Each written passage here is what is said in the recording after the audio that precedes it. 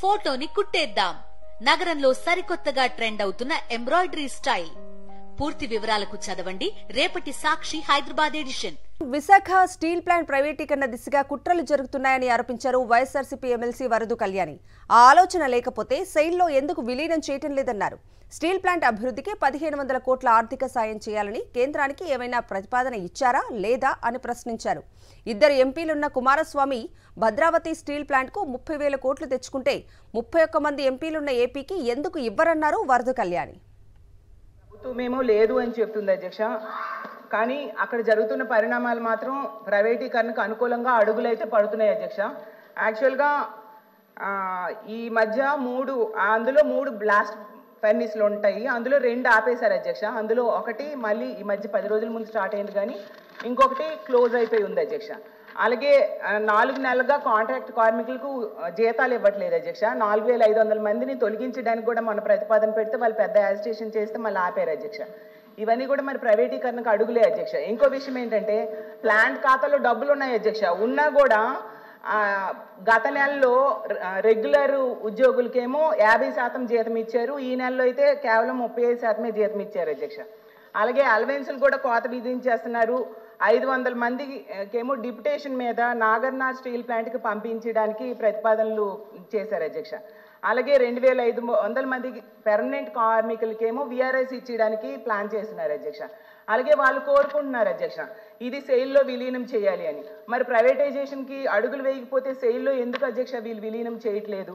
అలాగే తీసుకుంటే 1500 కోట్ల ఆర్థిక సహాయం ఇస్తే చక్కగా రన్ చేసుకుంటామని చెప్తున్నారు అధ్యక్ష స్టీల్ ప్లాంట్ కార్మికులు. అలాగే పెట్టుబడుల ఉపసంహరణ నిర్ణయాన్ని వెనక్కి తీసుకుంటున్నామని కేంద్రంతో ఏమైనా అనౌన్స్మెంట్ చేయిస్తే అప్పుడు నమ్ముతారు అధ్యక్ష. మరి వాళ్ళు 1300 రోజులుగా దీని మీద యాజిటేషన్ చేస్తున్నారు అధ్యక్ష. యాక్చువల్గా ఎన్నికల టైంలో చంద్రబాబు నాయుడు గారు, పవన్ కళ్యాణ్ గారు ప్రజలకైతే హామీ ఇచ్చారు అధ్యక్ష మా ప్రైవేటీకరణ ఆపుతామనేసి. స్టీల్ ప్లాంట్ అనేది అసలు ఒక్క ఉత్తరాంధ్ర కాదు అధ్యక్ష, స్టేట్ మొత్తానికి ఆంధ్రప్రదేశ్ రాష్ట్రానికి ఒక సెంటిమెంట్ అధ్యక్ష. అసలు దీనికోసము 32 మంది ప్రాణత్యాగాలు చేశారు అధ్యక్ష.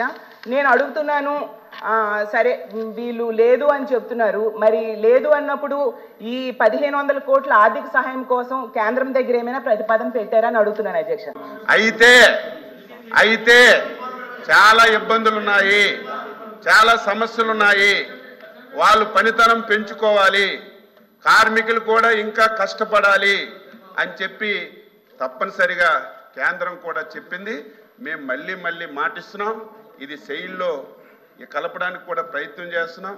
ఎక్స్క్లూజివ్గా దీనికి మైన్స్ కూడా కొన్ని కేటాయించాలని ప్రయత్నం చేస్తున్నాం. ఇందాక మంత్రి గారు చెప్తున్నట్టుగా దీన్ని రన్ చేసే ఇష్యూస్లో చాలా లోపాలు ఉన్నాయి అధ్యక్ష.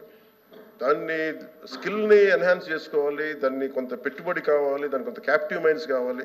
లాట్ ఆఫ్ ఛాలెంజెస్ ఉన్నాయి.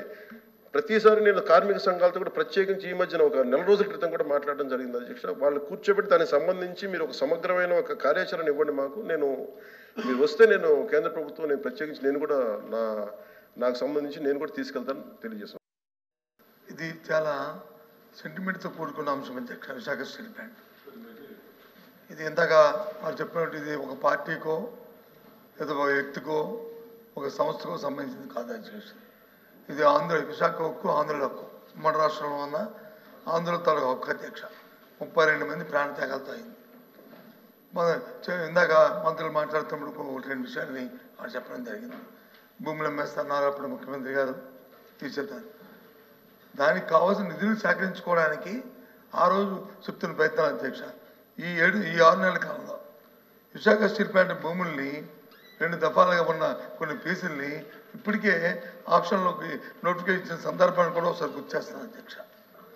దాన్ని మేము వ్యతిరేకించమా? ఇది కాదు, ఇది డే టు డే యాక్టివిటీలో భాగం అధ్యక్ష. అది ఆ సందర్భంలో మాట్లాడిన దాన్ని రాజకీయాల్లో కూర్చోపించడం కరెక్ట్ కాదు అధ్యక్ష.